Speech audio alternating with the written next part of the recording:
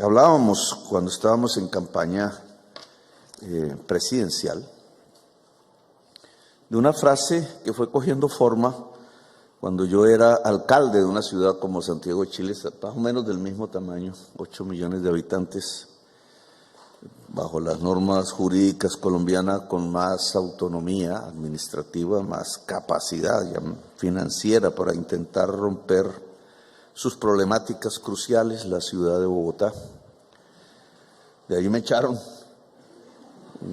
una autoridad administrativa porque cambié el modelo del aseo, que de privado lo torné en mixto, público y de recicladores, que eran unas 14.000 familias muy pobres, que en la hora de la madrugada, siempre con sus niños, la señora fundamentalmente, arrastraban los residuos que deja la ciudad para transformarlos de alguna manera, venderlos y de eso vivir.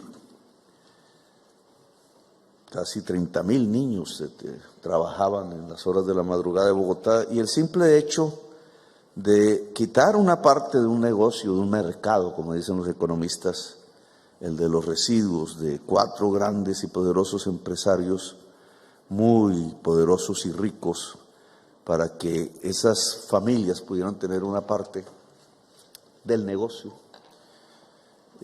Me costó la alcaldía un proceso difícil, una enorme movilización popular, y fíjense que no hay mal que por bien no venga, o al revés, no hay bien que por nada mal no venga.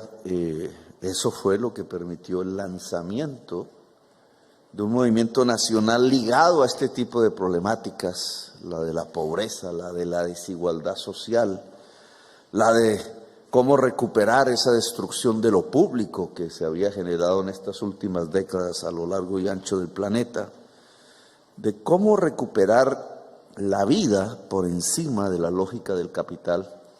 Y la frase que le comento fue tomando forma en algo que llamamos la potencia de la vida, la potencia mundial de la vida, que hoy es nuestra consigna, hacer de Colombia una potencia mundial de la vida. Nació de esa ciudad, de esas luchas sociales, de esas arquitecturas económicas que se han construido en los últimos tiempos y que van produciendo una maquinaria de la desigualdad que tritura literalmente miles y miles de seres humanos que no aguantan, que terminan en las adicciones, que terminan en las alcantarillas, literalmente. Nosotros teníamos unas calles que se llenaban de esas personas día y noche, tratando de escapar las problemáticas de la urbe, que supongo con las diferencias al final son más bien semejanzas entre una ciudad y otra. A las ciudades les corresponde una alta responsabilidad hoy, y es la defensa de la vida, es la construcción, a veces en contrario de los gobiernos nacionales, de las nuevas arquitecturas de la vida. Lo orgánico dentro de la ciudad, decía un gran urbanista norteamericano de apellido Lewis, que alcancé a leer por allí, cómo la ciudad va articulándose es a lo orgánico, a lo vital, y no a lo inerte, a la maquinaria, al cemento. Un poco he ahí el arte difícil de transformar un urbanismo hecho para la muerte, que es el del siglo XX, a un urbanismo que tiene que ser construido alrededor de la vida y que se tiene que desarrollar en este siglo, si no, no hay más tiempo. Si el ser humano es primero que la máquina, si la gente está primero que los carros, por ejemplo, si es la velocidad la que impera o es la intensidad de la vida la que impera. Una serie de quiebres en la ruptura clásica de la visión de una ciudad que es la que permite si la humanidad va a sobrevivir sobre el planeta o no. Son luchas de la vida y por la vida, las que van congregando no solamente en el pensar, no solamente en la teoría, incluso en la lógica de las ciencias, en la economía misma, en la vida cotidiana, una alternativa a lo que hay. Siempre en el pasado se decía, ¿y qué alternativas hay? Esto es lo que tenemos, así hay que vivir, no hay alternativa. Y resulta que poco a poco, sin que surgiese un gran pensador que lo dijese, la gran teoría, el gran metadiscurso, como llamaban los filósofos posmodernos, sin que surgiera eso, ha ido brotando aquí y allá como respuestas hechas por la misma humanidad, por la misma sociedad, la construcción como un rompecabezas a veces de algo un poco más coherente, que tiene que ver con la construcción de un paradigma hoy diferente al del capital, cuando el capital trae la muerte en su ser.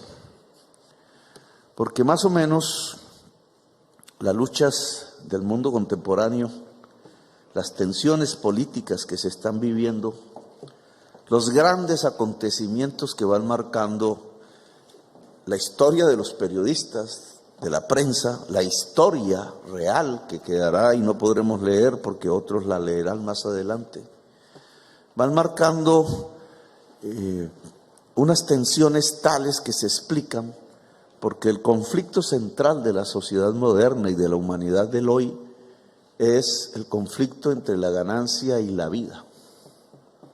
En el fondo es ese. Casi cada cosa que leemos que ha aparecido, supongamos las migraciones, que crecen, lo sabemos, que se vuelven torrentes humanos que salen en las fotos del periódico o las imágenes de la televisión, tienen unas explicaciones que en el fondo, allá, si se analiza, explica una contradicción que tiene que ver con la vida.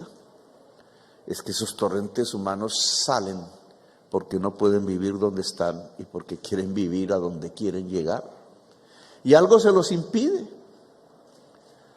Unas ametralladoras a veces disparando, un muro, unas cárceles, unos campos de concentración, unas políticas públicas hechas por unos seres humanos que las han hecho para que ellos no pasen, para que no puedan vivir. Unas políticas que se han construido en sus propios discursos, por ejemplo, el de ¿por qué vienen aquí si ellos son de allá, si tienen otro color de piel, si son extraños, si son inmigrantes? Y este territorio no lo hicieron ellos, lo hicimos nosotros. Y se van creando las tensiones, de pronto las guerras, de pronto resulta que ya no son millones, sino decenas de millones y que puede haber el peligro de que sean centenares de millones. Pero entonces, ¿qué está pasando en el planeta?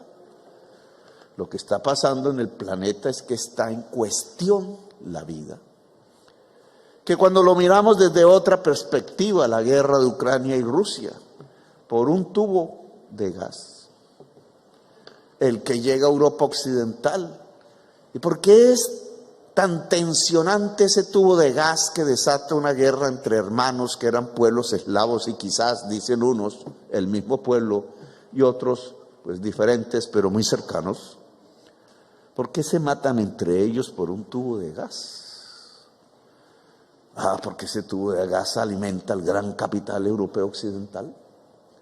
Porque el control sobre ese tubo da un control sobre la riqueza. Porque sin ese tubo el capitalismo de la Europa occidental se detiene y por tanto el nivel de vida de una población que allí habita, sobre todo la de antes, la de piel blanca, la de ojos azules, de pronto estalla una serie de tensiones políticas contra los inmigrantes porque el gas no alcanza para todos, porque la energía no alcanza para todos, porque el agua no alcanza para todos, y los que vienen por el agua resulta que vienen del sur del Sahara y su piel es negra. ¿Y por qué vienen ellos a Europa? ¿Y por qué nuestros equipos de fútbol se llenaron de jóvenes de piel negra si nosotros somos blancos? Dirán por ahí en París. ¿Y por qué? ¿Y por qué? Y entonces hay que defender lo que era de antes.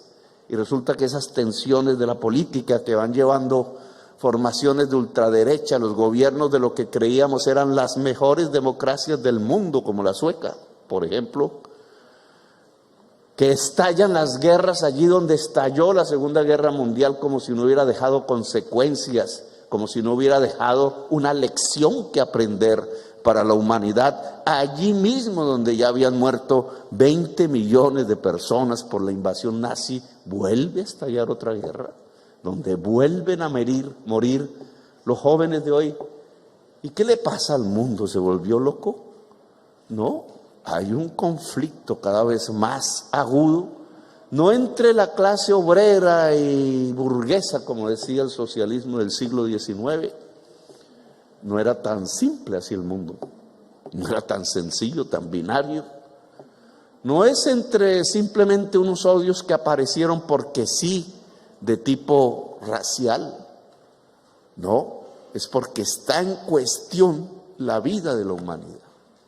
Y hay que saberlo leer en medio de esos conflictos para entender cuál es el puesto que una América Latina tiene que tener ahora, cuál su posición, cuál la posición de una ciudad latinoamericana, de las tantas y grandes que hay, las grandes ciudades latinoamericanas, cuál la posición de sus ciudadanías en medio de este mundo en donde la vida puede perecer. Es un tiempo interesante. Si pudiéramos ser simples testigos inocuos de él, pero no somos testigos, somos protagonistas, actores centrales de una lucha que tiene que ver con la supervivencia de la especie humana. Y es de estos años, quizás no es exactamente un conflicto de 1 o 4 años, quizás es de 10, de 20, quizás alcanzaría 40 años en los estertores ya de la especie, pero no va mucho más allá.